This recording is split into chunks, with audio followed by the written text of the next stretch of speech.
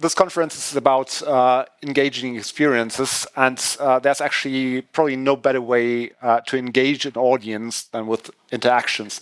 And I'm very happy to have Vincent, Johannes, and Hubert here with me on stage from Intuiface, Ameria, and nexmosphere. They are all experts in interaction one way or the other. And we want to discuss on this panel, new ways of interaction, because we all know touch.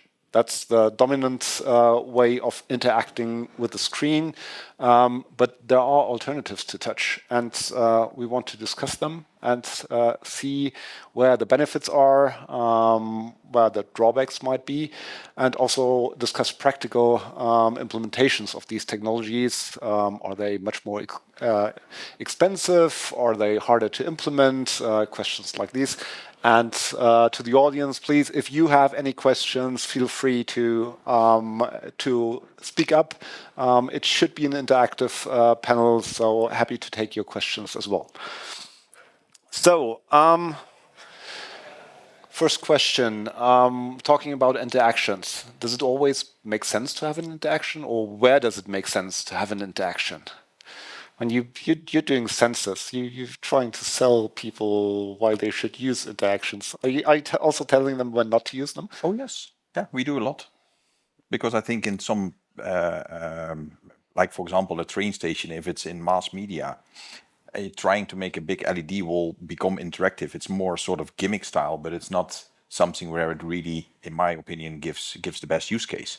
But we saw Ocean Outdoor promoting these kinds of scaled. So if it has a gamification in, or so it can be. But sometimes you say like, no, interaction is not the best thing to do. But I would say in a lot of ways it is very good to do. Yeah. So Johannes, where do you see the use of interactions? So I mean, much as Hubert said, it's really a question of context, right? So, and I think it doesn't make sense to give interaction or to create interaction in a context where, for example, people are just walking past a screen and they only have like 10 seconds time. Why should we create interaction there? But then again, there are so many scenarios, and they be in retail, in the event sector, in trade fairs, in showrooms, flagship stores for brands, and so on, and also some public use cases where interaction makes the installation so much more valuable, because people now are also expecting something new, because the visual wow factor as such doesn't it's not enough anymore to draw them in. So really look at the specific case, at the context of it, at the time people have to spend. What can I do? Also look at then the type of interaction. Is it like a 30-second interaction, a 2-minute interaction, and then choose what to do, basically. Vincent, you usually don't care about the interaction. You're just providing the software for it. So you rely on partners that they come up with great ideas for interaction. Can you give us a couple of examples from your customer base how they are using interactions, actually? Yeah, it's partner or directly the customers themselves. Of course, the most used interaction is touch since 2007, right? So that's part of the culture. So one point which is very important is that especially for public screens, which is the purpose of digital signage, is that 3-second learning curve. So we should never forget that new people in front of a screen or in front of a system to interact with will need to understand how it works within 3 seconds, right? And so beyond touch, I think what is working very well is everything related to proximity sensor, to trigger when there is a human presence and provide the right response to that human presence. So you mean it doesn't always have to be an explicit interaction, like touch typically is. I mean, I know what I'm doing when I'm touching my screen here. Absolutely. But that something happens just because somebody's there or somebody's passing by. And it doesn't even mean that you need to have a screen, right? You can have a light or anything which is responding to a human being. Yeah, you're selling sensors for these kinds of applications. I mean, can you tell us a couple of examples from your experience and what it takes to realize something like that? Yeah, I think people think often by sensors to build big experiences, and true, you can build a whole experience, but it needs a lot of knowledge to really have a good concept of all those different steps, what someone can do and how to interact. And exactly, Vincent says, somebody needs to do that in a natural way. They just behave, and then you as software have to make sure it's all going as planned.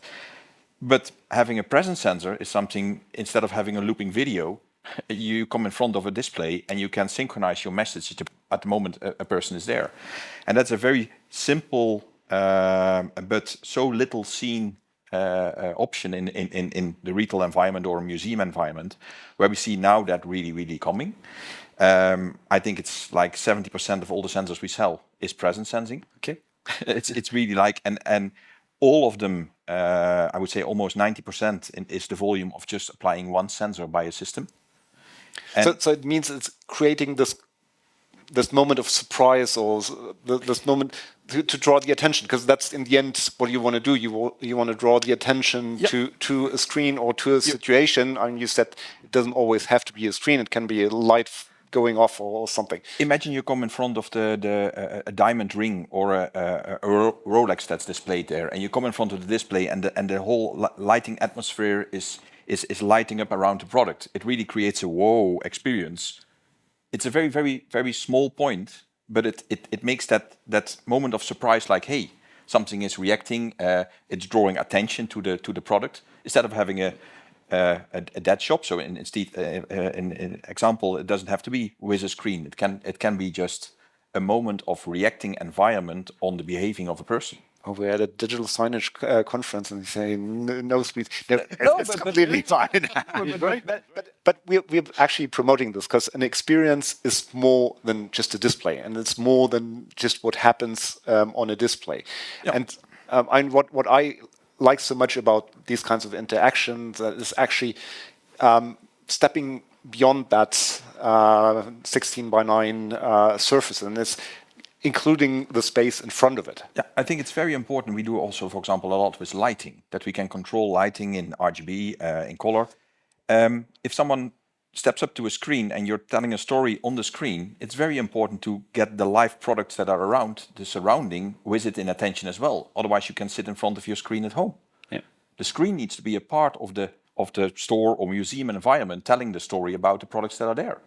And you see too often that there is a huge screen, and then the products are completely gone. Yeah. Then it's a nice wow experience of a big screen, but that's not where the shopper or the visitor at that moment is looking for. So I think it's very important to have that balance between the products you show or the things the story you want to tell, and have that connection between the real world and the digital world. And do these interactions only work one-on-one, or do you also see applications where they work one-to-many? Good question. I would say it's one-to-one or one-to-few. It can be that there is 3 friends are in front of a display interacting with the 3 of them, but they have the same sort of question. Then it's a small group of multiple people, but as many as a screen normally can handle. And I think if it becomes more, it becomes big, and then it's difficult to have a good interaction.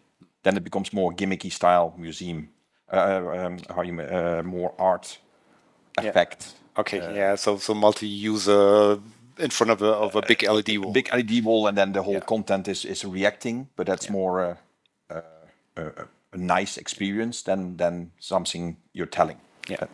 But I've seen crowds standing around your games at ISE or also here, so it can also be a one-to-one interaction that other people watch, right? Well, I believe so, and that obviously also again depends on the needs for that interaction in this moment. But if we look more at a kind of promotional or entertainment aspect, especially with large LED walls where you can have a crowd or an audience around it, that works very well. And just one case we're discussing at the moment comes to mind where it's about a big LED wall in a stadium, in a sports stadium, and they want to provide an interactive game there, and then you can for example win that you are the one who interacts with that, and then suddenly that becomes something that works pretty much like the game itself, right? Because suddenly people watch that one person probably playing a game on that.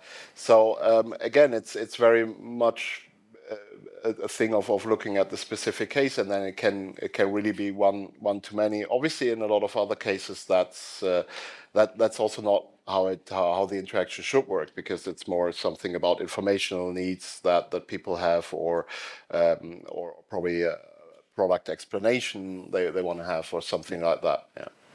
But Vincent brought up the question, you need to understand the interaction within 3 seconds. Are you doing something not that learned with gesture control? How do you handle that issue? So there are really, let's say, two general ways how it goes. The one is the kind of more short-term thing, that, for example, in the content of our kiosk systems, you have little cues that that it's actually touch-free and gesture controlled. So some of them are really not that direct. For example, when you move with your hand towards the display, the start button already starts moving, right? Or even something like that with an additional sensor. You have an avatar in the screen asking someone to interact and telling them directly. And then usually we have like little pop-ups saying, hey, we even provide this for you without touch. And then, not to frustrate anyone, it's even when you touch our screens, although they're passive, they still react, because we don't want to stop anyone from getting where they want to go. But this is already part of the... So you're doing non-touch touch screens? Or backup touch? Yes, it's backup touch, but we don't need a touch panel for that. But this is also part of this kind of more midterm to long-term way, by which we kind of educate people that gesture-controlled devices are now readily available and that they work, and I think it's a similar process to what we have seen with touchscreens. So Vincent, you mentioned the year of 2007, because that's when the iPhone came out and people started interacting with touchscreens privately, right? So then they also started expecting this a little bit more in public spaces, because let's talk about 20 years ago. If you had put up a touchscreen, no one would have known that this is not a passive screen, so no one would have interacted. It's quite funny to see how people say, yeah, but touch is like the natural thing and everyone knows. No, 20 years ago, no one would have interacted. But for kids, I've seen kids standing in front of a TV trying to swipe the program. Huh? And I think this is also part of the way we are going, because we are not kind of limiting our technology to this industry, right, to digital signage and retail and so on, but we're also bringing it now in very different use cases, so that some workers on a shop floor in manufacturing who are wearing heavy work gloves, who can't use touch, that they start using it. We're now even working with some partners on integrations in consumer devices, and it was really nice of Apple to use some gesture control, because suddenly it helps when Apple does something like that. Help. And suddenly it becomes a thing that also starts being a learned thing. And just to finish this point, whenever we bring out like a kiosk system or a screen or whatever, and if it's in an event or a campaign or whatever, we like to go out and talk to the end users. And the funny thing is that they all say, or most of them say, okay, I didn't know that this gesture control at this level existed, but now I know I don't understand why they offer me touch, because it's not, it's not hygienic. So it's more natural also too. And yeah, and it feels more natural, it feels cool. And so I think being in this business means you have to be in for the long haul, because it's going to take some time to catch on. But once people have learned, I think it's going to replace touch scenarios in many cases. Not in all, because in some it's touch is the way to go. But in many scenarios where we don't think that it's going to replace touch, it will. Vincent, you said touch is the de facto standard out there right now. It wasn't 15, 20 years ago. Do you see any new technology on replacing touch or becoming at least equally widespread? I want to continue to be friend. Well, I'm old enough to have seen a lot of technologies going in and out, right? Kinect, one of them. We all remember it. OpenVINO, and so we have managed all these technologies, and so it's very hard to really foresee if technology is just fashion at some point in time, and there are big names pushing it, and so you need to do it.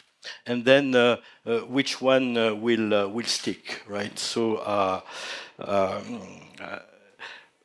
I think that's the again technology should be provide effortless interaction and seamless.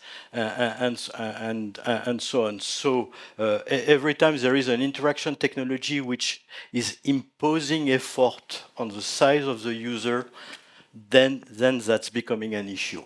So to be very concrete, what do you think about conversational interfaces? Because that's kind of like the natural thing when we interact with other people, as we talk to them. We're not used to talking to screens or machines unless it's a phone, but even then people hold it like this.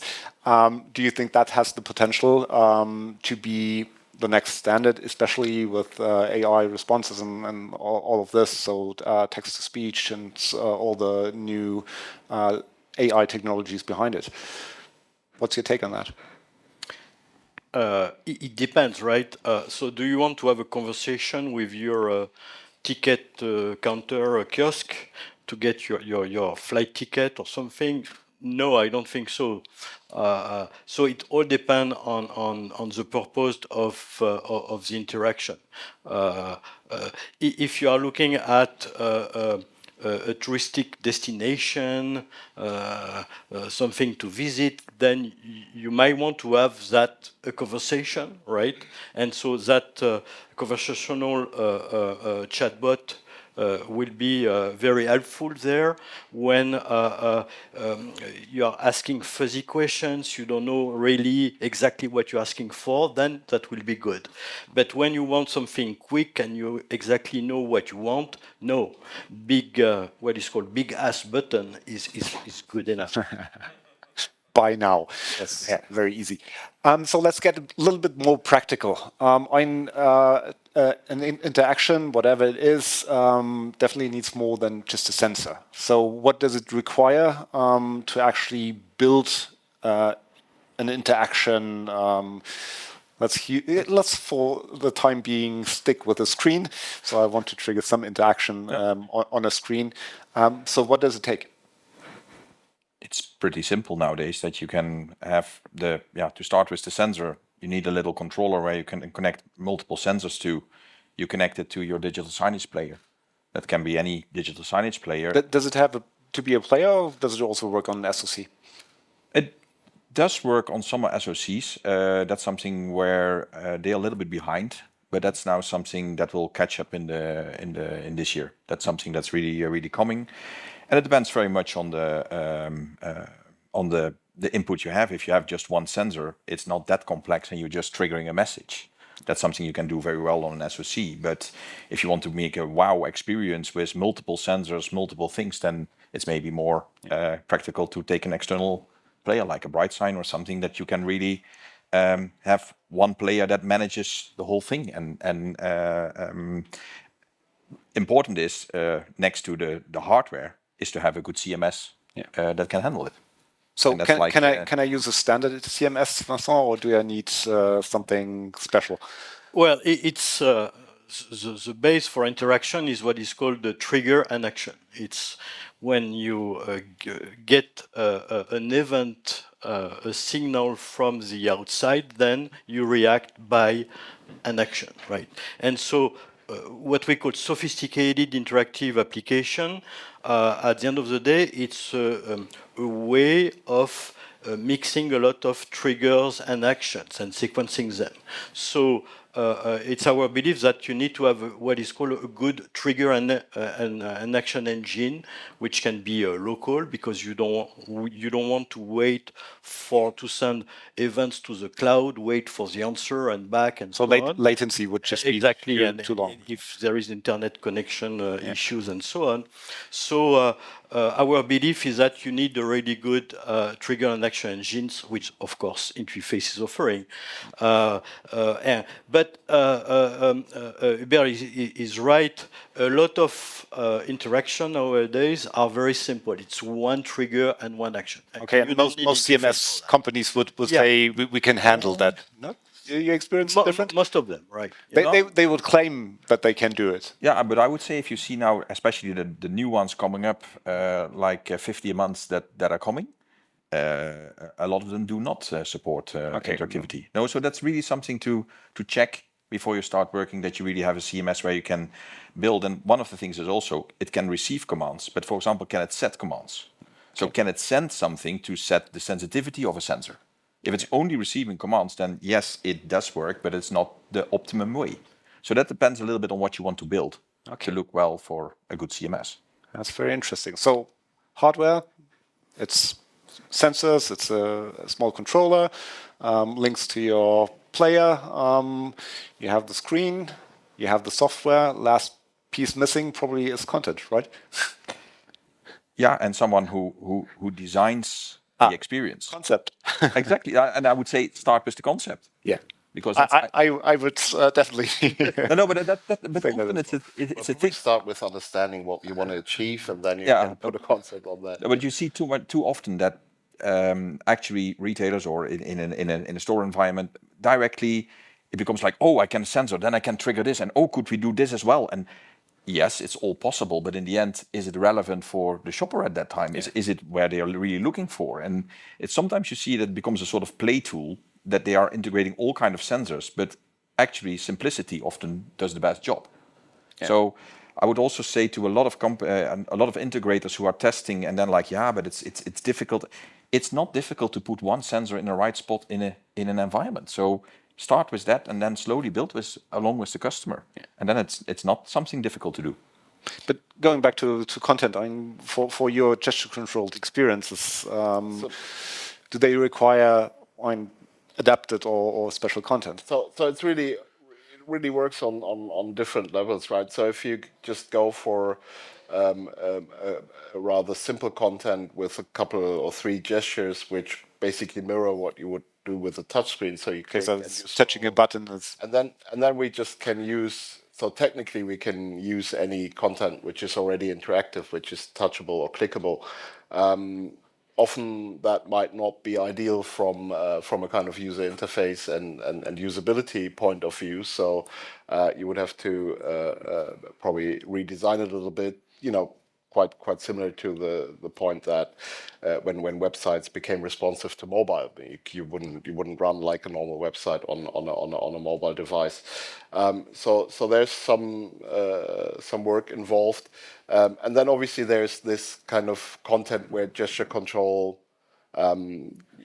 gets its full potential, and where you do gestures beyond that, like grabbing stuff and so on, and dropping it and climbing and controlling speeds of things by proximity to the screen and things like that.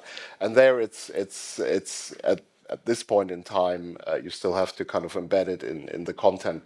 But since that's usually that's then also going beyond what you could do with a touchscreen. Yeah, that's from actually using the full potential of the gesture interaction. And obviously, since that is something very new in a way, although you're right that with Kinect there were some elements of this, but there are no standards yet for the content, also because the standards or there are no norms or standards for the kind of gestures that can be used. So it's that part is still pretty much customized, and so it's rather typical thing for kind of one-off, very customized projects, very gamified projects, and also projects where people are actually willing to spend more than the 3 seconds to understand a bit what to do. This is why usually we go for the simple gestures. It's a bit like Hubert said, go for something really simple. Don't go for a complex kind of. But at the complex end, I mean, they can be differentiating because it's like the 3D content on large billboards or the pseudo 3D content. People get used to it, and brands are looking for experiences that people haven't seen before. So I would guess that's the area where brands are willing to invest into things like new interaction, really expensive content. But if you look to actually what you can achieve if you go to multiple locations that in 1,000 stores, you just scalable is a different story. Yeah, but if you put one presence sensor, it can make a huge difference in all those small experiences that become better. So we have both ends actually. We have the scalable projects where a relatively simple sensor across many applications, and we have the high-end wow things. It's the same as the RFID. You can make wow things, but it's how complex you want to build it. Yeah. So, Vincent, why do you think we don't see more of those interactive experiences out there? Are they too expensive, too complex? Because what's the reason? It's hard. To develop the right content. It's hard in terms of creativity, right? So, I think that's the lack of content, interactive content skills, which is the issue, right? And having to spend that time at creating this great interactive concept, it's much more expensive again than I would say a simple playlist with movies and this kind of things. So it's that's the issue. So would you all agree that the tools are there, the sensors are there, software solutions are there, but it really needs education for the market, especially for the creative side in the market, to make use of these tools? Or do we still have homework on the tools, sensor, software side? My feeling is that was in the past years, there was a very bad job done. It was in the really research stage that everybody was building its own little sensor and trying to build something, and then I remember those projects. Exactly, nightmare. But all big companies are a little like, oh, you come with a sensor idea. I don't think it's a good idea. So what you saw in the last years, there were a lot of proof of concepts. They were very successful, and now you see slowly that the big integrators are rolling out in large scale, and I think that will give the confidence to other brands as well. Like, hey, they're doing it, then it should be something we have to look into. So I think that being nervous from the customer side is slowly taking away, and I think it will help. And then if we educate indeed the content makers of making that wow experience, I think then the tools are there. It's not difficult anymore. Well, I believe it just takes time, like everything, right? If we look at the proliferation of passive digital signage systems today, I think when the first people came up with the idea to put screens in stores, that was not something where one said, yeah, let's do it. And like a year later, every major retailer had 10 screens per store, right? So, looking at some of the retailers, I think some are still working on those systems and to run them properly. And then obviously there were a lot of technical issues, centralizing the systems, standardizing them, and so on over time. And I think the same is true with interaction. And obviously I'm very impatient with the whole thing, and you all are, I guess. I want to push this out, but I also understand when I talk to our customers and when I talk to integrators and to everyone in the business, that we just do have to have this patience, and that we can slowly progress. And then I think it's a bit like the flood building up, and then the dam is gonna break at some point. But that can be next year. That can be in 2 years. I would love it to be like for us, especially like Stefan Dragas from Intel said to me at Euroshop. He said, "Yeah, in a couple of years, that gesture control is going to be the norm." Yeah, I would love that, but I'm not sure. It could be 4 years, could be 5 years. So I think that's just a very typical process in every industry, that things are. I mean, again, with the touchscreen, I mean, I think the first touchscreens were created probably in like 70s or 80s, early 80s. The first touchscreens came up. So look at that kind of time it took till something like this really became a big thing commercially and became something that everyone used. So yeah, Good. being in there for the long haul. Vincent, do you have the patience still? Short answer, please. We're running out of time. And there is a topic we didn't discuss, but I think which is very important, is the topic of analytics. Again, interaction is a way to get high quality analytics, right? And so that's also a way to attack the market, I would say, is to promote the fact that in doing an interactive experience is in itself a sensor to capture very interesting data point for analytics that can be used further on. So thank you very much for that point. So it's really a two-way interaction. It's not going only one direction, but it's a great way to also collect data on usage and on people using it. So thank you very much. It was a very interesting discussion, and I think it needs more of those discussions because it needs more understanding, more education for the topic, because it is a great way to engage with customers and to get information from customers. Thank you very much. Just allow me one more word. I'm really happy that Vincent wants to stay my friend. That was very moving. Very good. Thank you very much.